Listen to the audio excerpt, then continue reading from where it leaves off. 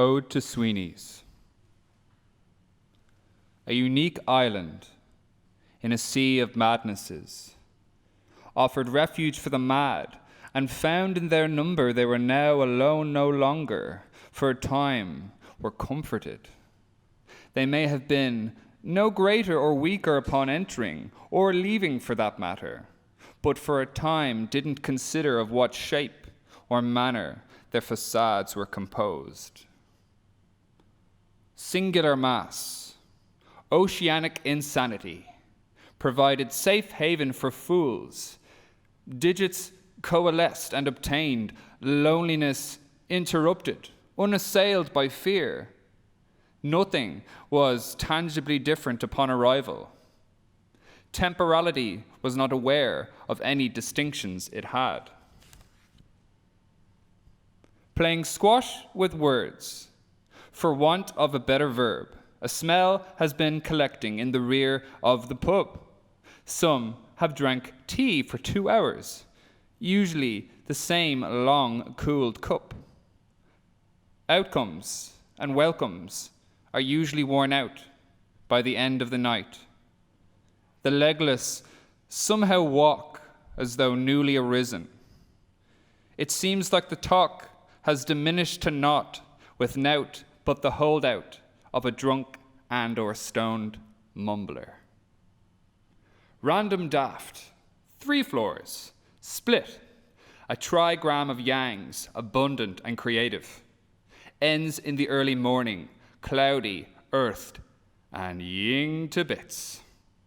Even the shutters now drawn, a post-shift pint poured for their relief, is marred by the jarring djembe of a beloved lane hippie consummately consumed in the oneness of home. There is a potent possibility that no one will go home, even with the close proximity of the sun to arrive in 3 hours. Some sleeping may occur, and Glyn may play some guitar if he fancies it. Maybe a few trad tunes. Definitively, an owl triangle and tangles of beatific hair ribbons to make these mostly late 90s babies reminisce on romantic Ireland, dead and gone. I call, and the day seems all but unnecessary until the night falls. Understanding and misunderstanding become the very basis of many an enduring friendship. The works and idlessness of the many become streamed from the one source. With enough encouragement, all will be leveled this night. The pains of dark party dwellerdom will strike an all too united note when the morning comes. When the morning comes and all the glass has been swept, the shutters rise like an open mouth, ready to inhale over a day's course. Was it reggae last night or jazz? Everybody danced regardless. No old crowds or new crowds here. There are varying degrees of love and enmity, egosity, tomfoolery, enough occurring we consider coining our own adjective, somewhere out past the back of beyonds. Far away from shenanigan, nor a mile of devilment, some would rather listen to a drunken professional musician than some young lad's half all-right rendition of Layla.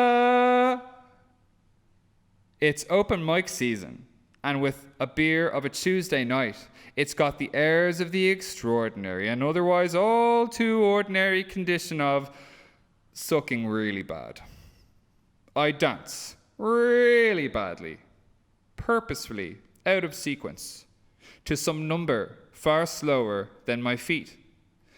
With the relative condition of shame overcome, the ice broke, melted, and all remembered come tomorrow, nothing would be.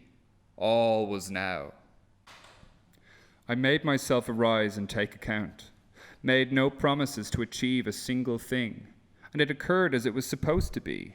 Everything presented itself with no plan of mine to interfere. To be washed away anyway, reduced in reverse distinction, non-differentiation, destruction by another name. The mirror showed the viewer what it wished, granting it little and much.